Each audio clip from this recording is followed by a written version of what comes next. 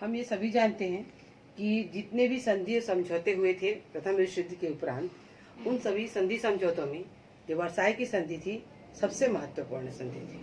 Versailles की संधि सन 1919 में की गई और प्रथम विश्व युद्ध के बाद ये संधि की गई। जो हारे गए राष्ट्र थे और जो विजयी राष्ट्र थे उन्होंने मिलकर किया। विजयी राष्ट्र कौन? ब्रिटेन, फ्रांस, इटली और अमेरिका। इन लोग मिलकर जर्मनी के साथ ये वर्साई की संधि किए। इसमें बहुत सारी शर्तें रखी गई थी। इसमें कुछ शर्तें जो थी वो जर्मनी को मान्य नहीं थी। इन शर्तों में समझौता जो हुआ था, शर्तें जो लगाई गई थी, जब संधि समझौता हुआ तो उसमें केवल जर्मनी को बताया गया था, उनको उनसे कोई बात पूछी नहीं गई थी या उनके साथ कोई मीटिंग नहीं की गई थी। जर्मनी को केवल बताया गया कि तुम आपके लिए ये शर्तें हैं, आपको उसको मानना पड़ेगा। और अगर वो कुछ शर्तें थी जिसको उसने मानने से इनकार कर दिया था कि ये सारी शर्तें मैं नहीं मानता, लेकिन फिर ब्रिटेन, फ्रांस के द्वारा उसको धमकी दी गई कि अगर नहीं मानते हो तो हम सभी विजयी राष्ट्र मिलकर तुम्हारे ऊपर आक्रमण कर देंगे और फिर तुमको फिर उसका हर्जाना ऐसे भी भरना पड़ेगा। विवश होकर जर्मनी को ये वर्साई की संधि में साइन करना पड़ा था, हस्ताक्षर करने पड़े थे। अब हम ये देखते हैं कि वर्साई की संधि की प्रमुख शर्तें क्या थी। इस संधि में जर्मनी एवं उसके सहयोगी देशों को हुई हानि का जिम्मेदार ठहराया गया। इस जो संधि हुई थी उसमें ये लिखा गया था कि तुम्हारी और तुम्हारे सहयोगी जितने भी राष्ट्र थे उन राष्ट्रों की ही जिम्मेदारी है ये जो युद्ध में जितनी भी प्रकार की हानियां हुई है उसका, और उसकी क्षतिपूर्ति के लिए जर्मनी को कहा गया, युद्ध में हुई हानि की क्षतिपूर्ति के लिए जर्मनी को उसको हानि का हर्जाना भरने के लिए कहा गया। और बोला पूरे विश्व युद्ध में जितनी भी क्षति हुई है उसका हर्जाना जर्मनी तुम खुद ही भरोगे। जिन जिन रिहायशी इलाकों में कारखाने, खदाने, और जर्मनी से कहा गया कि जिन भी रिहायशी इलाकों में कारखाने, खदानों को नुकसान हुआ है, रिहायशी इलाकों को नुकसान हुआ है, और उन सभी का हर्जाना भी जर्मनी खुद ही भरेगा। जर्मनी को जितने भी देशों में जर्मनी पर अपना अधिकार किया था उसे वापस करने के लिए कहा गया। उसे कहा गया कि तुम जितने भी जमीन पर अपना अधिकार कर लिए हो उसको वापस करो। लेकिन और उसके साथ उसे ये भी कहा गया कि आप उसके हर्जाने के रूप में बेल्जियम और फ्रांस जैसे जगहों को उसने अपने अधिकार में ले लिया था तो उसको वापस करने कहा गया। और ये भी कहा गया कि उनका जो नुकसान हुआ है 66,000 लाख पाउंड का, उसका भी हर्जाना जर्मनी खुद ही भरेगा। जर्मनी ने जब इतनी बड़ी राशि को देने से मना किया कि उसके पास कुछ भी पैसे नहीं बचे हैं, इतनी बड़ी राशि हर्जाने के रूप में नहीं दे सकता, तो कुछ वर्षों के बाद उसको फिर कम करके 20,000 लाख पाउंड किया गया। यह पांचों देखेंगे। जर्मनी से कहा गया कि वह फ्रांस के खदानों की भरपाई करेगा और अल्सास लॉरेन क्षेत्र 15 वर्ष के लिए फ्रांस को दे दिया गया। जर्मनी का पहले अल्सास और लॉरेन क्षेत्र जो था उस पर अपना अधिकार कर लिया था, बहुत वर्षों से उसका अधिकार था वो था, लेकिन वो फ्रांस का क्षेत्र था।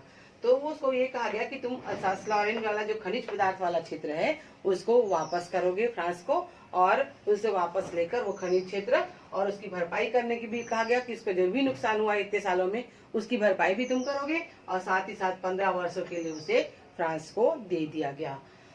पोलैंड को स्वतंत्र कर दिया गया तथा जर्मनी का एक बड़ा हिस्सा डेंजिंग पट्टी पोलैंड को दे दिया गया। जर्मनी पोलैंड पर भी अपना अधिकार कर लिया था, उस पोलैंड को भी ले लिया गया, स्वतंत्र कर दिया गया और स्वतंत्र राष्ट्र बना दिया गया। और जो जर्मनी का क्षेत्र था डेंजिंग पट्टी बीच वाला क्षेत्र, बहुत बड़ा हिस्सा था जर्मनी का, पूर्वी जर्मनी और जर्मनी के बीच का एक बड़ा हिस्सा जो डेंजिंग पट्टी के नाम से जाना जाता है, उस डेंजिंग पट्टी क्षेत्र को भी पोलैंड को दे दिया गया ताकि वो वहां पर से समुद्र में अपनी व्यापार कर सके। सातवां है अफ्रीका में जर्मनी के जो उपनिवेश थे उसे राष्ट्रसंघ को संरक्षण में दे दिया गया, और बाद में राष्ट्रसंघ ने उसे ब्रिटेन, फ्रांस और पुर्तगाल को दे दिया गया। अफ्रीका महाद्वीप में भी जर्मनी के उपनिवेश थे। जर्मनी अपना उपनिवेश अफ्रीका तक बढ़ा लिया था, तो अफ्रीका में भी जर्मनी के उपनिवेश थे, उसको भी छीन लिया गया।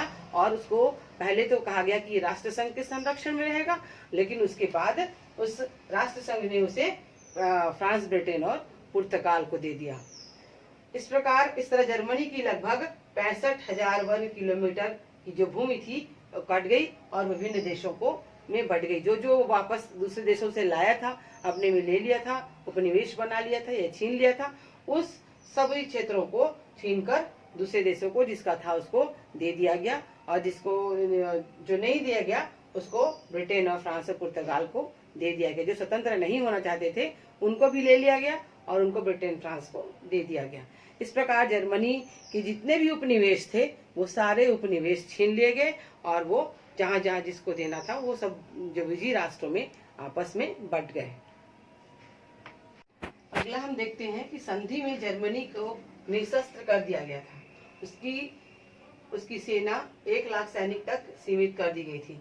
संधि में जो जर्मनी था उसको निशस्त्र कर दिया, मतलब उसके पूरे सारे अस्त्र शस्त्र छीन लिए गए थे। उनको बोला गया था कि तुम अब नया शस्त्र का निर्माण नहीं करोगे। साथ ही साथ उसकी सेना को सीमित कर दी गई थी, केवल 1 लाख सैनिक ही रहेंगे, ये बोला गया था। उसके तोप, बंदूक, पनडुब्बी, अस्त्र शस्त्र जो भी थे वो सारी चीजों को नष्ट कर दिया गया। और फ्रांस से लगी हुई पट्टी जिस पर जर्मनी का प्रवेश निषेध कर दिया गया था, फ्रांस से लगी हुई जर्मनी की का क्षेत्र था और जहाँ से उसको जाना था उस क्षेत्र की उस पट्टी को उसका प्रवेश निषेध कर दिया गया था, वो नहीं जा पाएगा।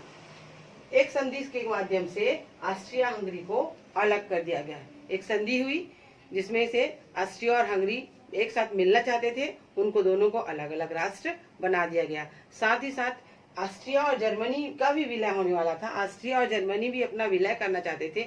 ऑस्ट्रिया छोटा राष्ट्र है, वो चाहता था कि जर्मनी में उसके ऑस्ट्रिया के अधिकांश जो रहने वाले लोग थे वो वहाँ के लोग वो जर्मन भाषा बोलते थे, और ऑस्ट्रिया चाह रहा था कि ऑस्ट्रिया और हंगरी का विलय हो जाए। लेकिन उसमें भी एक नियम बना दिया गया कि राष्ट्र संघ की अनुमति के बिना ऑस्ट्रिया और हंगरी का विलय नहीं हो सकता है। और ऑस्ट्रिया की आधी आबादी जर्मन बोलती थी, इसलिए वो चाहते थे कि वो ऑस्ट्रिया और हंगरी का विलय हो जाए, और विजयी राष्ट्रों को यह मंजूर नहीं था, और वे ऑस्ट्रिया को अलग और जर्मन को अलग, हंगरी को अलग राष्ट्र बना दिए थे।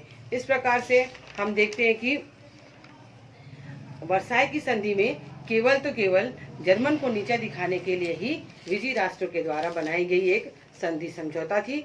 और इसी की इसमें जो अमेरिका के राष्ट्रपति ने कहा था कि अगर यदि विजयी राष्ट्रपति विल्सन ने कहा था कि विजयी राष्ट्र अगर जो जर्मन को और नीचा दिखाने के लिए ही नहीं करते ये काम, तो और ये संधि समझौता को मान लेते, सभी उपनिवेशों को एक समान मानते, सभी को आगे बढ़ने का मौका देते और राष्ट्रसंघ के अनुसार ही काम करते, राष्ट्रसंघ जो बना था उसके जो नियम थे उसके अनुसार काम करते, तो शायद हो सकता था कि जो उसके बाद पुनः जो द्वितीय विश्व युद्ध हुआ वो द्वितीय विश्व युद्ध नहीं होता।